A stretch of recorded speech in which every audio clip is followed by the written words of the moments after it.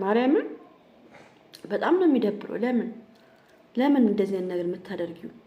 እንግዲህ አንዳንድ ቀን ቀልጠፍ ማለትም ራስን ዝቅ አድርጎ ማዋረድ ራሱ በጣም ነው የሚደብረው። ለማንኛውም ቤተሰብ እኔ አንዳንድ ነገሮችን ልናገር ነው የመጣሁት። እንግዲህ ዛሬ ሁሉን ነገር አይታችኋል።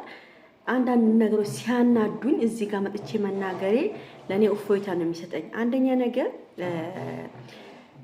ሩታ በቃ የሆነ ነገር ተንኮል ስታስብ እንደዚህ አይነት ነገር የምታደርጊው አንቺ ከአብርሽ መራቅ ካለብሽ እውነት አንቺ በቃ ምንም ነገር ማትፈልጊ ከሆነ መራቅ ካለብሽ በእውነቱ መንገድ መራቅ ነው ያለብሽ። ወይ አትፈልጊው ማለት ነው። ካልፈለግሽው ደግሞ እሱ ላይ ተንኮል ለመስራት ከነዚህ ከተንኮለኞች ሰው ጋር ተንኮል ለመስራት ጥሩ አይደለም። አንደኛ ባለቤትሽ ነው። በቃ መለያየት ካለባችሁ መቆረጥ በቃ ሁሌ አንድ አይነት ነገር ማምጣት ጥሩ አይደለም እና ቤተሰብ ለማንኛውም ይሄን ቪዲዮ በደንብ አድርጋችሁ ላይክ፣ ሼር፣ ሰብስክራይብ አድርጉ።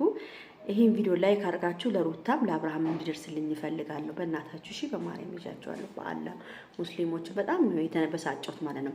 አሁን ይኸውላችሁ ሩታ ተንኮል ስታስብ ነው እንደዚህ የምታደርገው። አብርሃም ጥሎ መሄዱ ደግ አደረገ፣ እንኳን ጥሎ ሄደ። እሷ ማድረግ ካለባት እንደዚህ አይነት ነገር ማድረግ ካለበት ለምን ብቻዋን ፎ አድርጋ ደመቅ አድርጋ ሸብረቅ አድርጋ አትጠብቆ ና እፈልግሃለሁ ከፈለገችው ማለት ነው ና እፈልግሃለሁ ብላ ቆንጆ ነገር አድርጋ ለምን ብቻዋን አትጠብቆ? ልጇን ይዛ ልጇን እቅፍ አድርጋ ቁጭ ብላ ፏ ብላ ለምን አትጠብቆ? ወንድ ልጅ እኮ ምስኪን ነው። እሷ እኮ እንዲመለስላትም ትፈልጋለች። ተመልሶላት እሱ ላይ መጫወት ነው ሀሳብሽ ከሆነ ሩታ ጥሩ አይደለም። እኔ እህትሽ ነኝ ልምከርሽ፣ ጥሩ አይደለም። እንደዚህ አይነት ነገር በጣም ያሳፍራል። መቁረጥ ደግሞ ካለብሽ ሴት ልጅ ነሽ፣ ቁረጪ በቃ። አንቺ ከሆነ እኮ በራስሽን እያስናቅሽ ነው ያለሽው። በቃ እሱ አንቺን በቃ አልፈልጋትም ብሎ ነው ከውስጡ አውጥቶሽ ነው ሄርሜላን አፈቅርሻለሁ ብሎ እስከ መማል ድረስ የደረሰው ማለት ነው። እንደዚህ አይነት ሰውን ደግሞ በግድ የኔ ይሁን ማለት በጣም ነው የሚደብረው። አንቺ ራስሽ አልፈልግም ያልሽው በራስሽ መንገድ ትተሽዋል። ከተውሽው ደግሞ መልሰሽ እንደዚህ አይነት ነገር ባታደርጊ ጥሩ ይመስለኛል። ቤተሰብ እግዚአብሔርን ነው የምላችሁ። በጣም ይሄ የሚያስጠላ ነገር ነው እውነት። እና ይሄ ሁሉ ነገር አርጊ፣ እንደዚህ ሁኚ፣ እንደዚህ ፍለጪ የሚሏት እነዚህ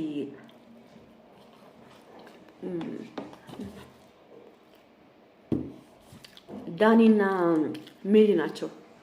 የእነሱን ነገር ደግሞ ሰምተሽ ህይወትሽን አታባክኝም። ማርያምን በጣም ነው የሚደብረው።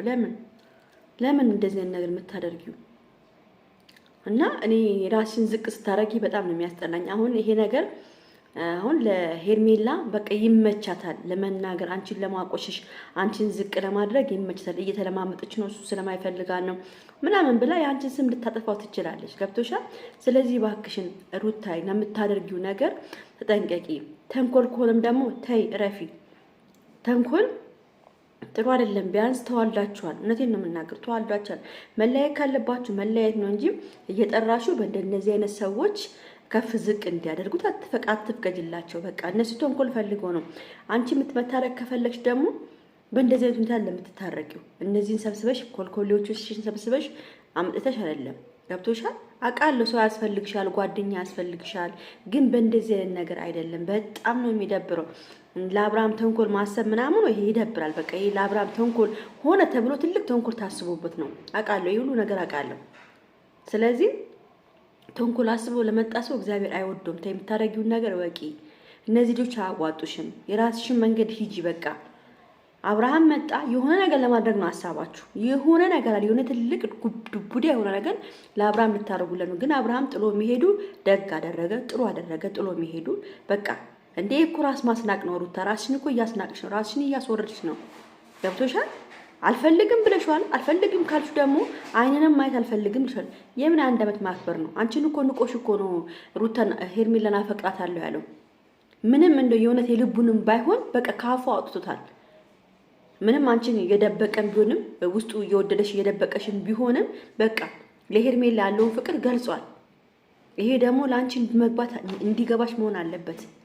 እንዴ እስከ መቼ ነው እንደዚህ ሆነሽ እንደዚህ መሆኑ ራሱ አይደብርም ወይ? ላንቺስ ጥሩ ነው ወይ? ይሄ ለምን ከራስሽ ጋር ታውሪ? አውሪ ከራስሽ ጋር። በጣም ነው የሚደብረው እግዚአብሔር እንደዚህ ማድረግ ለምን? ምን ስለተፈጠረ ነው ስለ ተንኮል ለመስራት አቅዳችሁ የተነሳችሁት? አንድ አመት ሞላ አልሞላ ምንድነው? የትኛው ትዳራችሁ በሰላም የተመራው ነው? እና አንድ አመት ሞላ አልሞላ ተብሎ የሚከበር መች ትዳራችሁ መች በትክክል መች አብራችሁ ኑራችኋል? መችስ በትክክል የተመራ ትዳር ነውና ነው ይሄ ምስቅልቁሉ የወጣ ትዳር፣ ምስቅልቁሉ የወጣ አስቀያሚ ትዳር።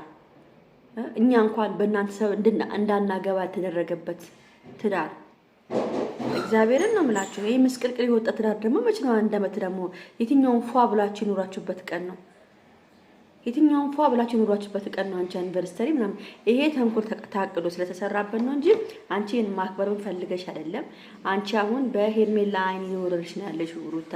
ከአሁን በኋላ አብርሃምን በቃ እንትን አትበዩ። እውነት በቃ በጣም ነው የሚደብረው። ተንኮል የምታስቡ ከሆነ እረቡ። ተንኮላችሁ ይታወቃል። ይሄ ተንኮል ታቅዶበት ነው። ስለዚህ ባካችሁን ተው። በቃ በጣም ነው የሚደብረው ማርያምን። ለማንኛውም ይሄን ቪዲዮ ላይክ፣ ሼር፣ ሰብስክራይብ አድርጉ ሁላችሁ በእናታችሁ። ለሩታም ለአብርሃም እንዲደርስ ነገር የምፈልገው። በተረፈ ደህና ደሩልኝ። ቻው